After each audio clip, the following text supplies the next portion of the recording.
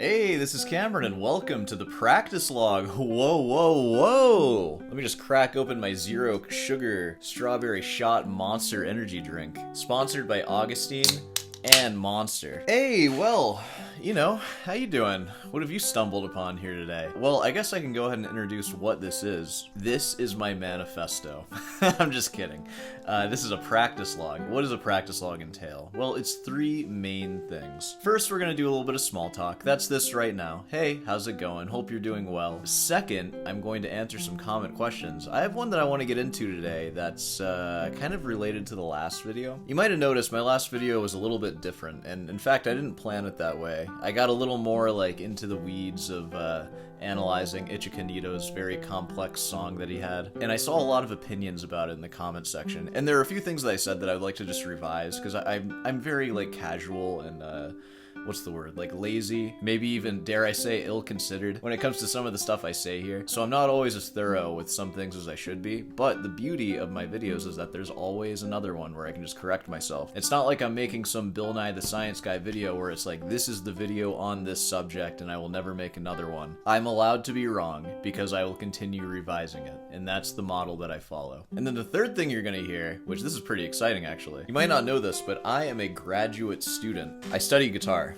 I'm a guitarist. My name's Sorehands, what's up? And in that, I attend a Masterclass 2 times a week, really, but the big one's on Friday. And I'm gonna include me playing Sonata Giacosa in the Masterclass, in the hall of the school that I go to. Because I don't know, I feel like it came out pretty well, especially with like a little bit of pressure on me, some of that Masterclass pressure, which I find for me personally is like one of the higher pressure situations I find myself in. Because I feel like when I'm just performing for people normally who want to actually hear me play, I feel pretty relaxed in that situation, and I can kind of game it where I talk a little bit, like calm down. I can mess up and start over and it's not a big deal. But in a masterclass, I try to take them seriously where I'm like, you know, trying to make myself anxious. I even had coffee this morning. This happened this morning, so I was a little caffeinated for that too, which is a bad idea for anxiety, but I did it anyways because I like to play my life on hard mode. So I'm just going to show you the whole video of that. Had one of my colleagues film it.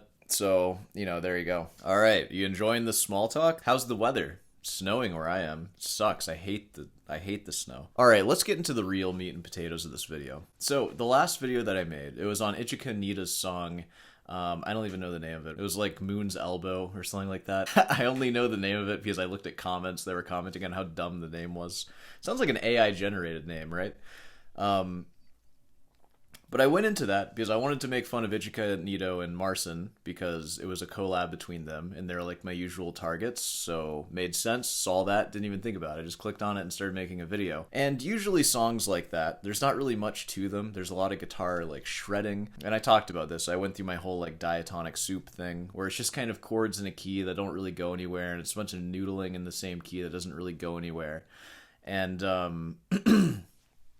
And I was actually pleasantly surprised in that video because I found that it did go somewhere. And just to give you a roadmap of where it went, which I might need a guitar for this. Let me actually grab my guitar. Ah, here she is. Is that in tune? Close enough. Just a little rundown of the song, just so we can kind of have some context for what I'm about to tell you. It started in the key of E flat major, and the chord progression was 4, 5, 6. Pretty cool. All right. And that's what that sounds like. It was just that. Like this. Am I a classical guitarist? No, oh man, what is that? What am I doing? Yeah, I know pentatonic scales too, that's right. It's not all just dad blues guitarists playing that. So it was that chord progression, which we'll talk about what I said there and how I'd like classify that and also how it makes me feel. And if the song were just that, I would then consider that to be like the diatonic soup because, you know, we have a subdominant chord. We have the dominant chord, but also it's just a triad, so it doesn't have like that like full-fledged dominant function that would give us the indication of some kind of harmonic movement. It's kind of just triads being triads in a key, which is fine, of course. And then it goes to the 6. So I said it doesn't really go anywhere. It does, kind of, because we have this motion of 4 leading to 5, which is like subdominant, dominant, and then the deceptive motion of 5 to 6, which like is deceptive, but it is still some kind of conclusive feeling. So like calling it nebulous maybe wasn't correct, and I'm pretty sure I even called the 6 a subdominant, which I literally had a class like the next day where it was just like a simple like review because we're not learning about this stuff in like grad school, of course. But the teacher was just classifying like just the basic triads in a key, and he put the 6 in tonic, and I was like, oh my god, I think I called that subdominant in my video. Whoops. But such is the risk of having a channel like this where I just kind of say things without much scrutiny. But I do just want to say that really quick. 6 is not subdominant, because subdominant or predominant means that it's leading to the dominant, and typically the 6 would not lead to the dominant, like it would be the 2 or the 4. Though the 6 does share 2 notes with the 4, because the 4 is 4-6-1, and then the 6 is 6-1-3, of course. That's kind of neither here or there. I just wanted to correct that sort of embarrassing mistake that I made. If the song had just stayed going 4-5-6, I would have like chalked it up to just that diatonic soup sound, and they're just soloing over a 4-5-6 in E flat major, and it's not really going anywhere, and that would have been boring. But what caught my surprise was that actually at a certain point it went like 4-5-6 or whatever, and then suddenly the dominant of A flat was in the backing track, and they started playing one different note, and you can hear their soloing is sounding like, and then it goes,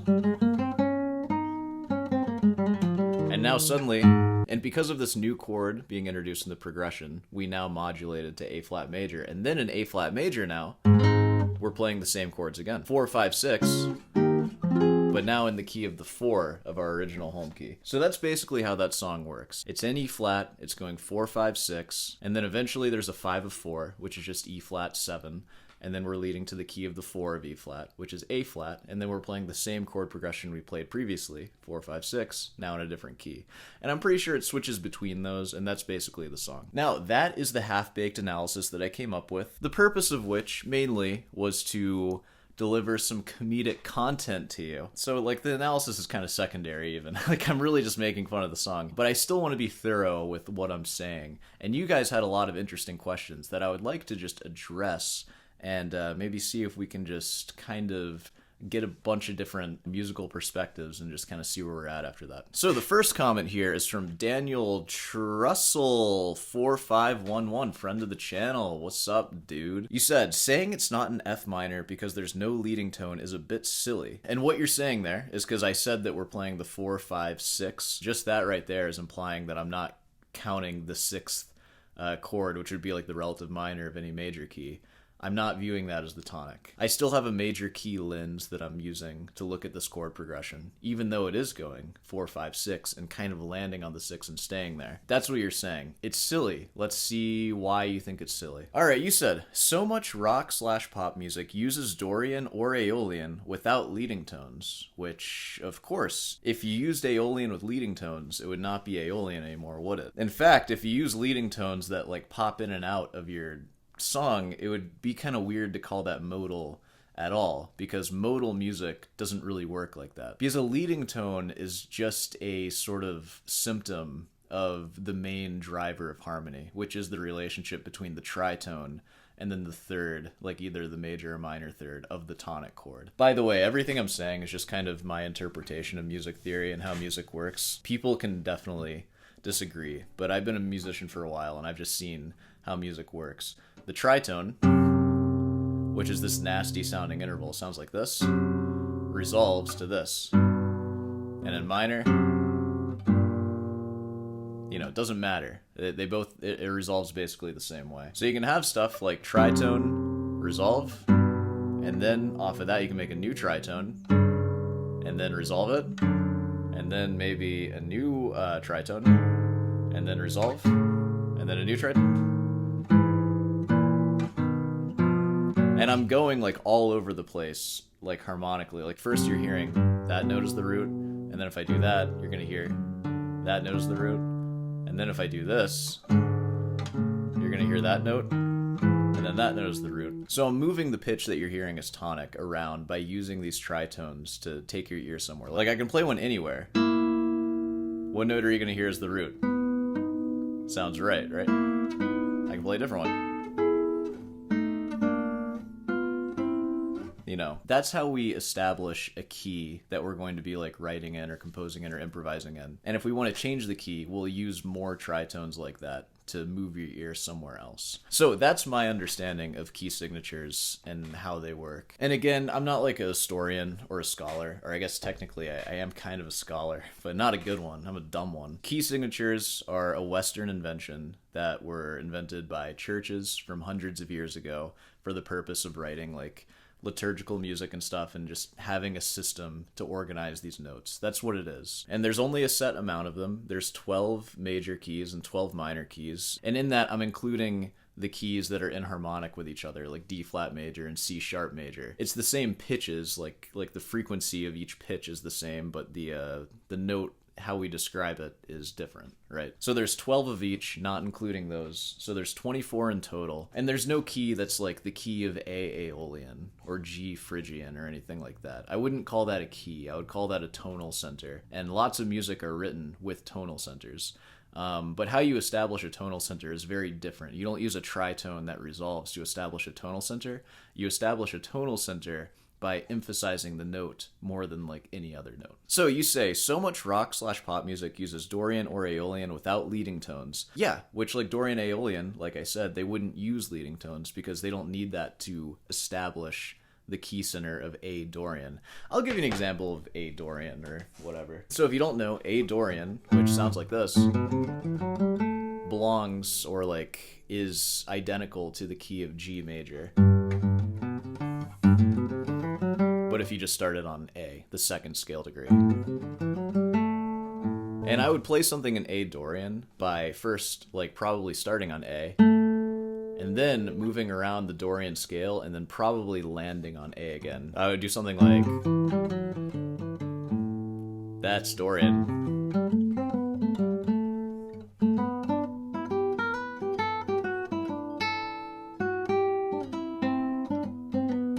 Now, if I wanted to be in the key of, like, A minor, I wouldn't establish that by just playing an A minor scale. I would establish it by playing the tritone of A's dominant chord, which is an E7, so the tritone in there, and then I would resolve it to the first and third of an A minor chord. That is A minor to me. And without that, I have a hard time calling it A minor, because it's just like, where's the A minor part? You know what I mean? Like, the key of A minor is a very specific thing, and if that criteria isn't met, I don't really hear A minor. Like, I hear A being emphasized, maybe, and I might hear an A scale on top of it. Anyways, alright, so, the amount of time this piece spends on F minor alone makes it feel much more minor-y than major-y. So that's where I kind of disagree, and again, like, this is an example of somebody who disagrees with what I said. I'm using a major key, like E-flat major, just as a way to categorize the chords that we're hearing. And just because I'm not hearing E-flat, everything that's being presented to me, which is the 4th, the 5th, and the 6th chord of E-flat, I see no reason why I wouldn't just think of that in E-flat major. Now, if in E-flat major we started hearing, like, the major 3 or something, and or otherwise the 5 of 6, and it was landing on the 6 a lot, which maybe I should play that for you just so you can hear it. So the 4, 5, 6. I know it's ending on a minor chord, but, like, does it sound like minor to you? It sounds uplifting. But now if I heard the 4 moving to, like, the 5 of 6, like, yeah, sure, we can hear that as minor now, and all of the criteria is being met. I would no longer analyze that in E-flat major, because it wouldn't make sense. I would keep saying, like, 4, 5 of 6, 6. No, it's just 6, 5, 1 in F minor now. Now, of course, you can analyze it in F minor, but the point of analyzing stuff like this is to make it as simple as possible, and if that leading tone isn't present, I feel like it's more simple for me to just say 4, 5, 6. We literally have terms for each of the functions of those chords. We have the predominant leading to the dominant of the key, and then instead of resolving to the tonic of the key, we call it deceptive motion. Every single movement has a specific name because it's so common, and so I would just look at it from major because all of that stuff works out. Now, if this were a modal tune, like if it was just an F Aeolian or something like that, maybe I would see it differently, but the fact that it modulates later with an E flat 7 chord. The harmony is shifting around and stuff, and we're literally modulating. For me, I would just now look at it in the simplest terms possible, which is just two major keys that are neighboring each other. And what I mean by that is just they're right next to each other on the circle of fifths, E flat and A flat. No leading tones are present unless we're modulating to a new major key. There's nothing minor about that piece. Like, again, like I played examples of what minor and what major sound like. And that song, if you go and listen to it, it doesn't sound minor, you know, it just sounds like major. So that's why I'm calling it that. Again, you can disagree, but I feel like we're talking about something that isn't quite the definition of minor that I'm talking about. We're talking about a tonal center being established not by tritone, but just by emphasizing F, because that's literally what you're bringing up in your comment. And in that case, we can maybe call that F Aeolian, but the fact that we're changing modes like halfway through, and also it being a functional progression that's like familiar to me. Like I've taken a lot of classical like 18th century music theory classes, and it's like, oh, I've seen this before, this is common. So it's easy for me to just analyze it in that way and just chalk it up to everything I just said, and not chalking it up to being like modal, because there's nothing really modal about it, in my opinion. The amount of time this piece spins on F minor alone makes it feel much more minory than majory. I disagree, but also, you know, I hear you. We can have different opinions about music. It's fine, but I am explaining myself. Instead of 4, 5, 6, we can just as easily think of 6, 7, 1 in minor / Aeolian. And again, minor / Aeolian, I would never slash those two words together because they have very different meanings to me. Now, I have another comment for you guys, and this kind of feeds into the same idea, but I'm just going to talk about it like a little bit more, I guess.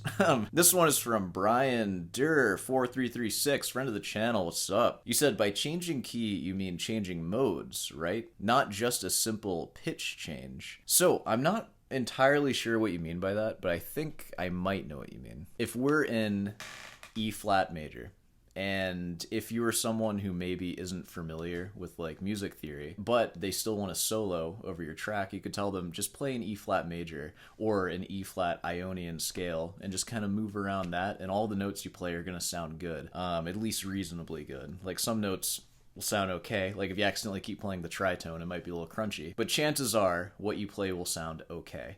Now, there's going to be a point in the song where there's going to be an E flat 7 chord. If you had an inexperienced soloist, like I said, and you wanted to give them an easy cheat to just play the notes that sound good over this part of the backing track, you could say, all right, you've been playing E flat Ionian this whole time. Modes are changing. Now it's time to play E flat Mixolydian. One note different. The 7 is now a flat 7. Do you guys know what all the modes are? Do I need to like show a thing? I might show a thing. I might not. I'm sorry. You should know that if you're watching this video though. That's the prerequisites here. But they could just play that, and then that would sound good, and you could explain that modally. But when you just use modes to explain the change in the harmony of the track like that, it doesn't really call attention to the function of that change, which the function is that we are now introducing a new tritone to lead to a different key, to the key of A flat. All right, so E flat Ionian, and then switch to Mixolydian. The notes are there, but really what we're hearing is just the general key of E flat. And then we're hearing a dominant chord over that. And then we're resolving to a new key, A flat. And again, I could tell you to just play like E flat Ionian, then play E flat Mixolydian, and now start playing A flat Ionian. But the thing is, A flat Ionian and E flat Mixolydian have the exact same notes in it. Versus, it's the same notes. They sound the same if I end on the same note, because you establish modes by emphasizing that root note or that ending. If I play A flat and emphasize E flat, it's going to sound like E flat Mixolydian. So what am I telling you, to play different modes that are really the same notes? Without that understanding of modes, how are we going to guarantee that what you're playing is going to sound right? Because you might still be emphasizing E flat, playing an A flat major scale. That's just not how the song works. It's not the mode that's changing, it's just the harmony that's changing as the song goes. So I think maybe that's what you're saying, like, don't you mean the mode changed? And you could explain it that way, but I don't think that that is the best way to explain it. Now, maybe that's the best way to explain it to a guitarist who doesn't know much about, like, theory and stuff, because I feel like modes in guitar are just something that we learn. Like when you start getting serious about guitar, you find a mode sheet online and you learn the 5 positions or the 7 modes, and you learn them all in one key.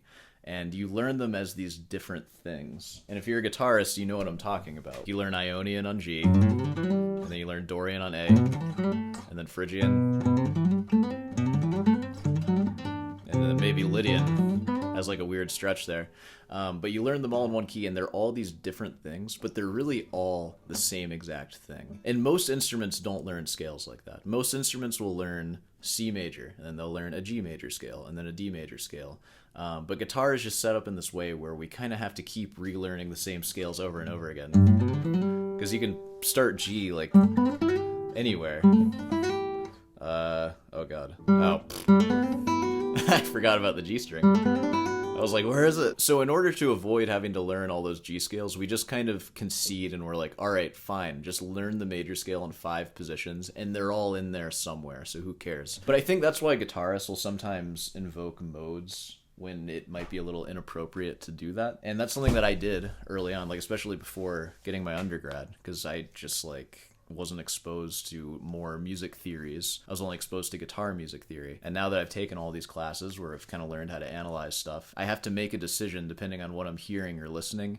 What lens am I going to put on to analyze this? Like, am I going to use a jazz fusion-y, like, mode change every chord, and we're in all these different modes and scales and stuff? And would I try to explain that with, like, classical functional harmony and Roman numerals and stuff? No. Like, of course not. But if I'm hearing something like I did there, it's like, this sounds like the same harmony that I've like done in my classes, so I'm just going to use that language to describe it. Really what I'm getting at is that there's more than one way to look at something, but oftentimes there is the simplest way, which I would consider to be the best way. And to me, how I did it there, and especially how I've further gone into it, is, like, in my opinion, the simplest way. So that's the best way. This is a pretty funny episode, huh? I'm really cracking a lot of jokes here today. Alright, I've been recording for too long and it's already late. This video's gonna be late, I'm sorry guys. But how about this? I'm gonna put my money where my mouth is, and you're gonna hear me actually play some music that I care about, and we'll see how you like it. So, this is Sonata Giacosa by Rodrigo.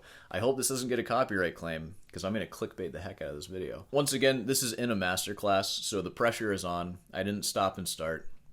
You're hearing the first take. So, check this out.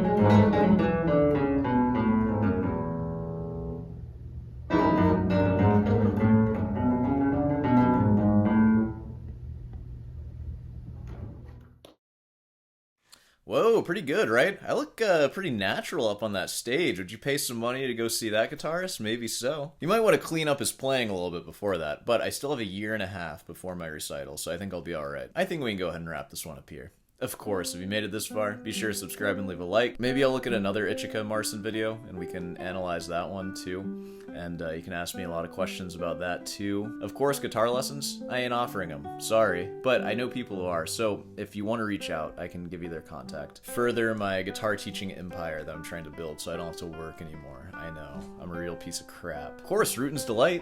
Head on down over there if you want some merch. Honest merch. And yeah.